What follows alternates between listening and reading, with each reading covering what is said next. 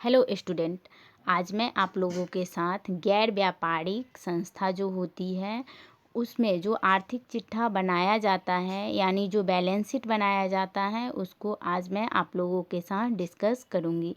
तो चलिए स्टार्ट करते हैं हम आज की क्लास। आज की क्लास में हम यह जानेंगे कि बैलेंस शीट क्या होता है और इसके बनाने के क्या नियम हैं और बैलेंस शीट में किस तरह से एसेट्स और लायबिलिटीज़ को दिखाया जाता है। तो बच्चों, आपको पता होगा कि जो बैलेंस शीट है वो हमें किस चीज़ की जानकारी देता है। यह हमें किसी भी ऑर्गेनाइजेशन के जो आर्थिक स्थिति होती है कि उस ऑर्गेनाइजेशन के पास कितनी लायबिलिटीज़ हैं और कितनी एसेट्स है, इसकी जानकारी हमें कौन देता है। इसकी जानकारी हमें बैलेंस शीट से ही पता चलता है कि किसी ऑर्गेनाइजेशन की आर्थिक स्थिति कैसी है। तो बच्चों, अब आपको यहाँ हम यह बताएंगे कि जो बैलेंस शीट होता है यह व्यापारिक संस्था यानी जो लाभ कमाने वाली संस्था है और जो लाभ नहीं कमाने वाली संस्था है, दोनों के द्वारा बैलेंस शीट को बनाया जाता है और दोनों के द्वारा उसी तरह से बैलेंस शीट को बनाया जाता है। यानी जो व्यापारिक संस्था है और जो गैर व्यापारिक संस्था है, दोनों के द्वारा सेम तरीके से ही बैलेंस शीट को बनाया जाता है। ठीक है बच्चों, और जब हम बैलेंस शीट बनाते हैं तो बैलेंस शीट को जो इसके दो साइड होते हैं, एक होते हैं लायबिलिटीज साइड और एक होते हैं एसेट साइड। तो जो एसेट साइड होते हैं इनको हम लोग राइट हैंड साइड में दिखाते हैं और इसमें सारे एसेट्स को यानी जो करंट एसेट्स हैं और फिक्स एसेट्स होते हैं दोनों को दिखाते हैं। वहीं पे जो लायबिलिटीज साइड होते हैं यानी जो बाएं भाग में होते हैं यानी जो लेफ़्ट साइड हैंड में दिखाया जाता है और इसमें सारे करंट लायबिलिटीज और करंट लायबिलिटीज़ को और फिक्स्ड जो लायबिलिटीज़ होते हैं यानी जो लॉन्ग टर्म के लिए। फिक्स्ड लायबिलिटीज़ कहने का मतलब बच्चों यहाँ यह है कि जो लॉन्ग टर्म के लिए लायबिलिटीज़ होते हैं उनको भी हम लोग बैलेंस शीट में दिखाते हैं।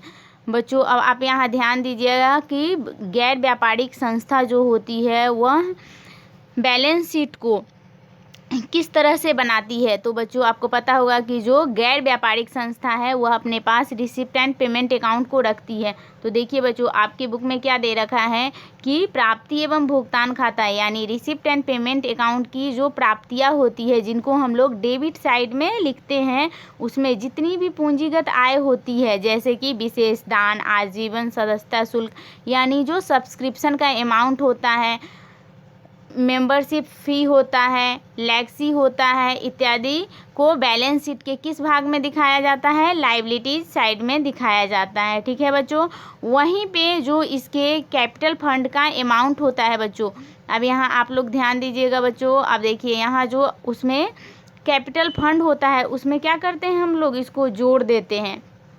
ठीक है बच्चों, एक बात हम आपको यहाँ बताना चाहते हैं कि जब हम व्यापारिक संस्था का बैलेंस शीट बनाते हैं तो उसमें हम लोग कैपिटल लिखते हैं, लेकिन जब हम लोग गैर व्यापारिक संस्था का बैलेंस शीट बनाते हैं तो उसमें कैपिटल नहीं लिखा जाता है, बल्कि उसमें कैपिटल के स्थान पे हम लोग क्या लिखते हैं, कैपिटल फंड लिखते हैं। क्या लिखते हैं बच्चों, कैपिटल के स्थान पे हम लोग कैपिटल फंड लिखते हैं। ठीक है बच्चों, उसमें हम लोग कैपिटल के स्थान पे क्या लिखेंगे, कैपिटल फंड लिखेंगे। आप लोग इस बात को ध्यान में रखेंगे और यहाँ से भी आपका ऑब्जेक्टिव क्वेश्चन बन सकता है। ठीक है बच्चों, उसके बाद देखिए बच्चों, जो प्राप्ति एवं भुगतान खाता होता है जिसको हम लोग प्राप्ति एवं भुगतान खाते को भुगतान साइड को हम लोग क्रेडिट पक्ष में लिखते हैं। किस पक्ष में लिखते हैं, क्रेडिट पक्ष में लिखते हैं। तो इसमें सारे जो पूंजीगत व्यय होते हैं जैसे बुक हो गया, बिल्डिंग हो गया, इन्वेस्टमेंट हो गया, फर्नीचर हो गया, इस सारे को हम लोग बैलेंस शीट में किस भाग में दिखाते हैं, इसको संपत्ति पक्ष में दिखाते हैं। यानी इसको किस साइड में दिखाते हैं, एसेट साइड में दिखाते हैं। ठीक है बच्चों, तो बच्चों यहाँ देखो मैं आपको एक बार शॉर्ट में समझा देती हूँ कि क्या है हम लोग का आज का पूरा बैलेंस शीट की कहानी। तो बच्चों मैं आपको दिखाती हूँ कि पूरा बैलेंस शीट जो आज हम लोग को बनाना है वह किस तरह से बनाना है और उसमें क्या क्या पढ़ना है हम लोग को।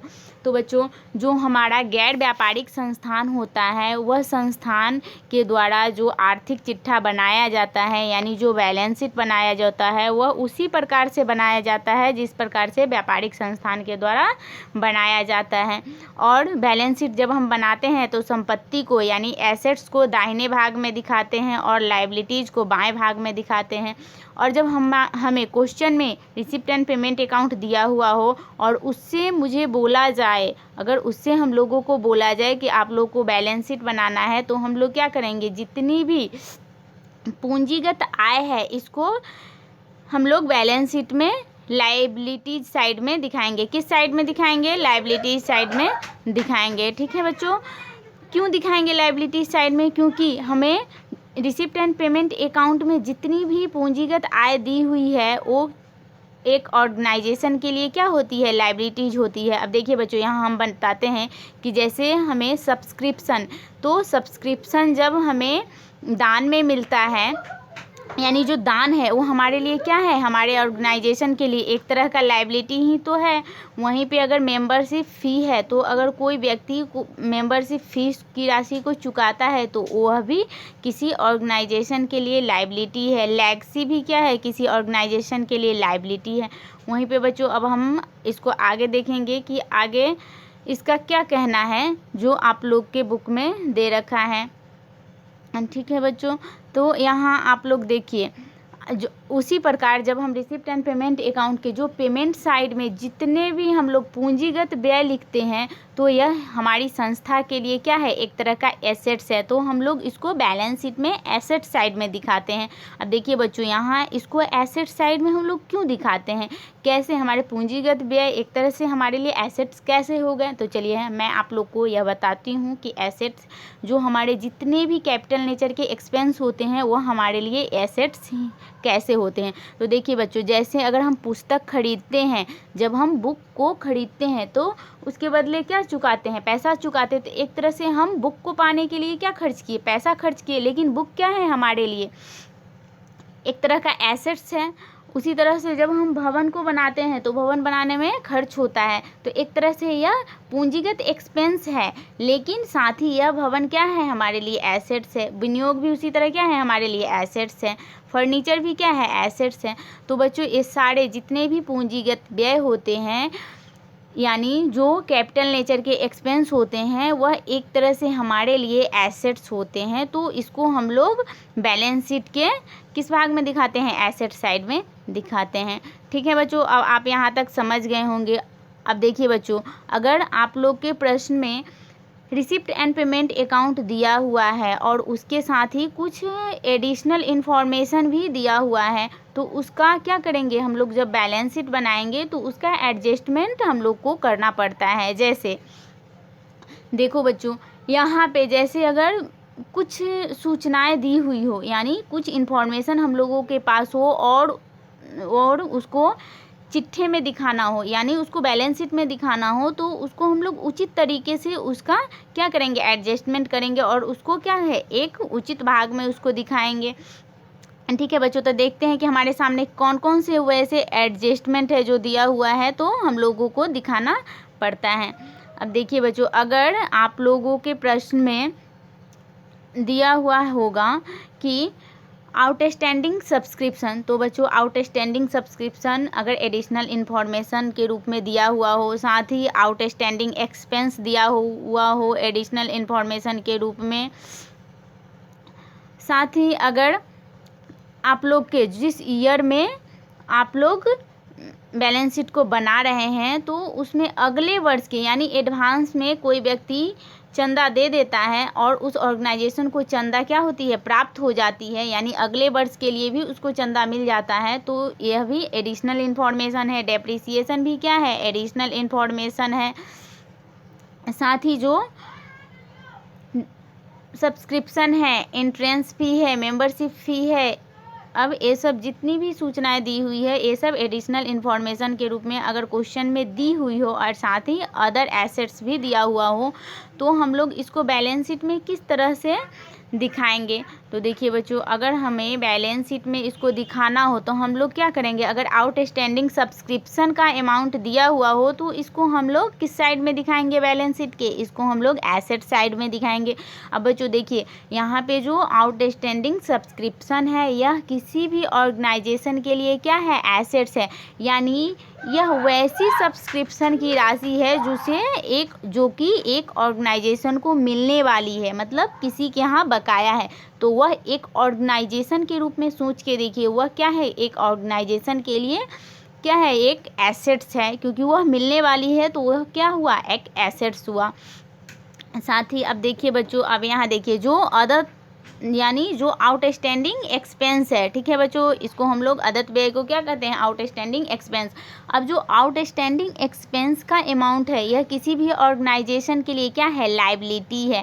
यानी यह ऐसा खर्च है जो कि ऑर्गेनाइजेशन के ऊपर बकाया है, मतलब किसी व्यक्ति से ऑर्गेनाइजेशन ने लिया है, तो यह क्या है, उसके लिए यह एक तरह से दायित्व है। तो इसको हम लोग बैलेंस शीट में दायित्व भाग में दिखाएंगे, ठीक है बच्चों। उसके बाद देखिए, उसके बाद बच्चों मैंने आपको बताया था कि अगर हम लोग जैसे हम लोग प्रत्येक लेखांकन ईयर में बैलेंस शीट को तैयार करते हैं, तो जब हम लेखांकन ईयर के इंड में अगर हम लोग बैलेंस शीट बना रहे हैं, तो अगर उसमें एडवांस में अगर अगले वर्ष के लिए अगर चंदा हमें प्राप्त हो गया है, तो भी एक ऑर्गेनाइजेशन के लिए क्या है, वह चंदा लायबिलिटीज़ है, ठीक है बच्चों। वहीं पे अगर क्वेश्चन में हमें डेप्रिसिएशन का अमाउंट दिया हुआ हो तो उसको हम लोग फिक्स एसेट्स में से डेप्रिसिएशन की राशि को घटा के उस अमाउंट को हम लोग बैलेंस शीट के एसेट साइड में दिखाएंगे, ठीक है बच्चों। उसके बाद देखिए, आप लोगों को यहाँ दिया हुआ है कि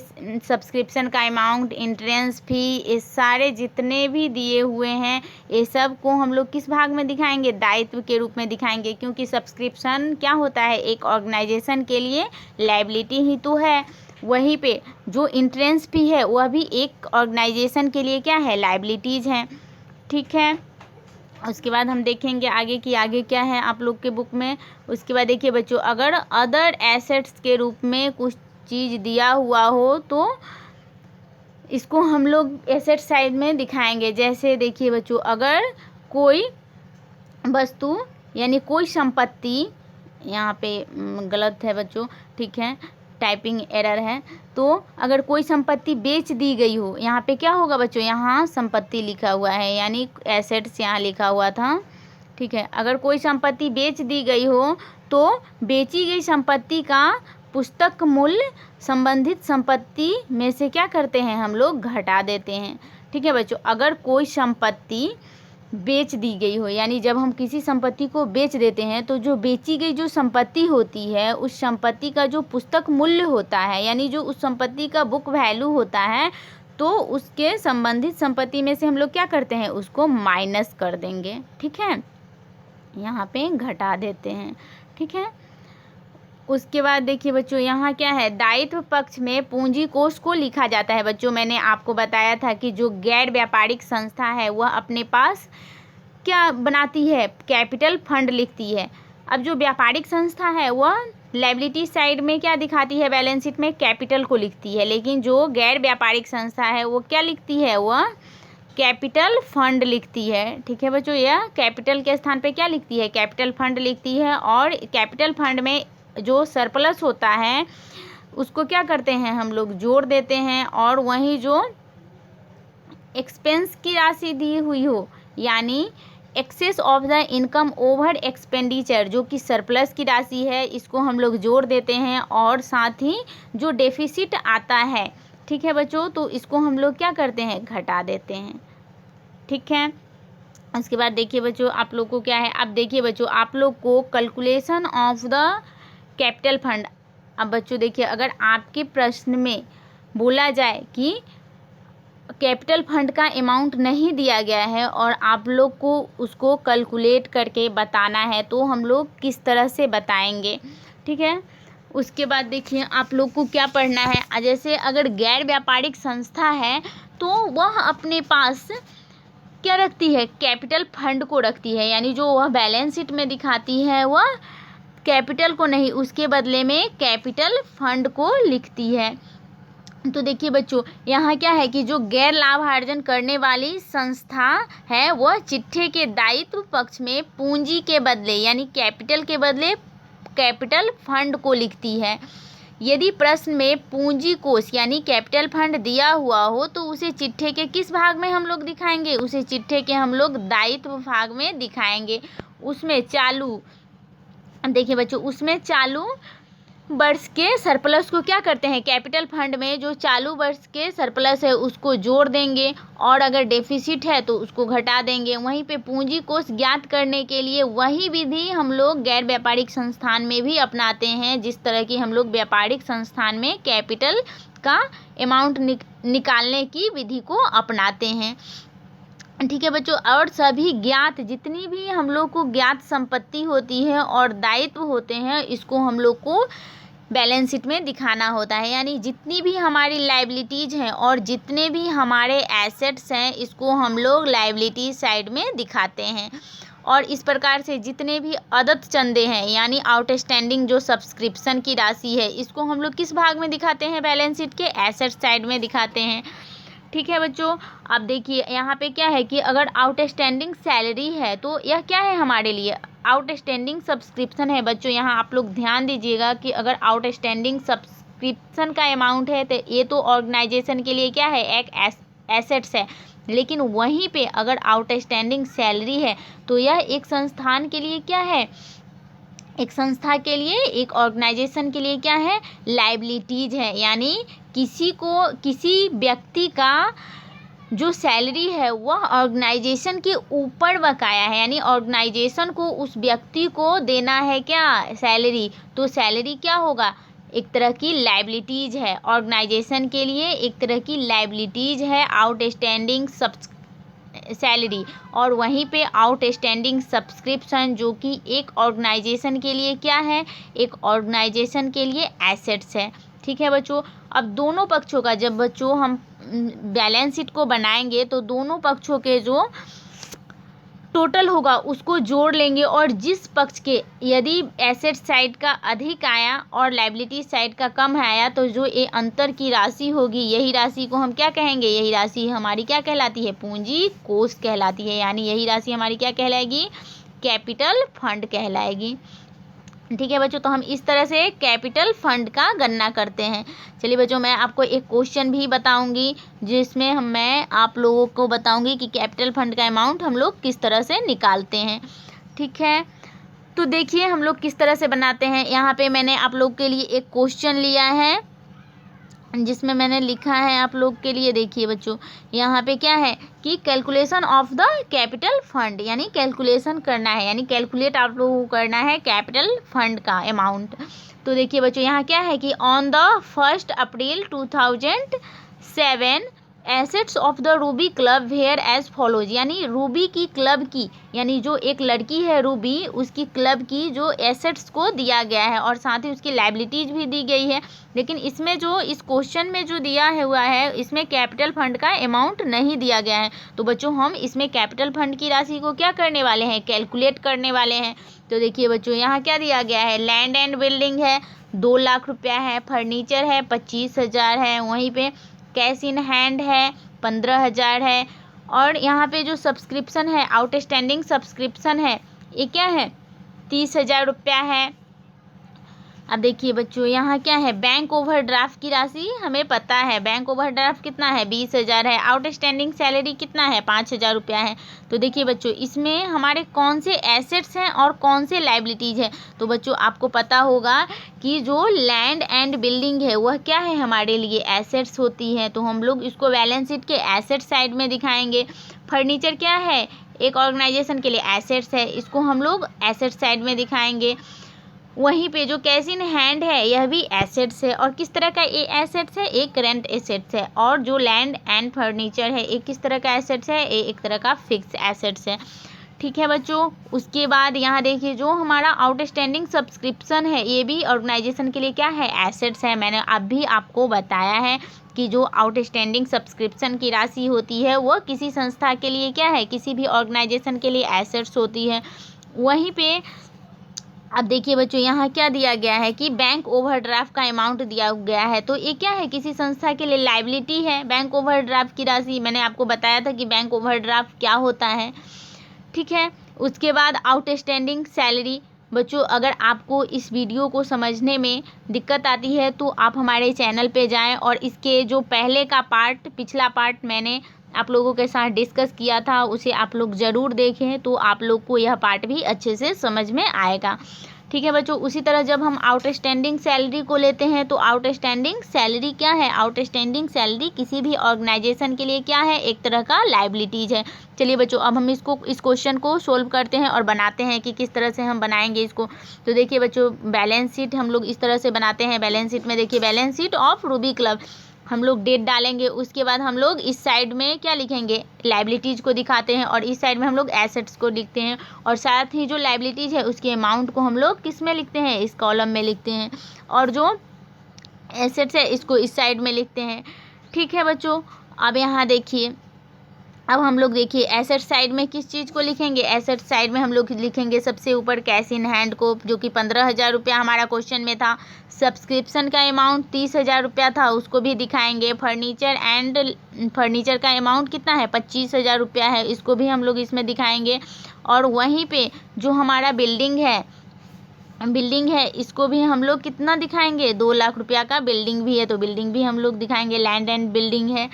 अब देखिए बच्चों यहाँ जो हम लोग का लायबिलिटीज़ है, लायबिलिटीज़ में हम लोग को क्या था, बैंक ओवरड्राफ्ट था, तो इसको कितना था, 20,000 रुपया था। आउटस्टैंडिंग लायबिलिटीज़, जो आउटस्टैंडिंग लायबिलिटीज़ थी वह कितना थी, 5,000। अब देखिए बच्चों हम इस साइड का टोटल करेंगे, जो हमारा इस साइड का एसेट साइड का हम लोग टोटल करेंगे तो हम लोग का कितना आया है, हम लोग का अमाउंट कितना है, 2,70,000 रुपया है। अगर और वहीं पे जब हम लायबिलिटी साइड का टोटल करेंगे तो हमारा अमाउंट कितना है, हमारा अमाउंट वही आ रहा है 20,000 और 5,000, यहाँ 25,000। तो 2,70,000 में से हम लोग 25,000 को घटाएंगे तो कितना आएगा, जो हमारा शेष आएगा, यानी जो हमारा बैलेंस बचेगा वही क्या होगा, कैपिटल फंड का अमाउंट होगा, जो कि हम लोग का कितना आया है इस क्वेश्चन में, 2,45,000 रुपया। तो यह जो राशि है, यानी यह जो अमाउंट है, यह क्या है, एक तरह का कैपिटल फंड है। तो इसमें हम लोगों ने यह जाना कि कैपिटल फंड का गणना हम लोग किस तरह से करते हैं।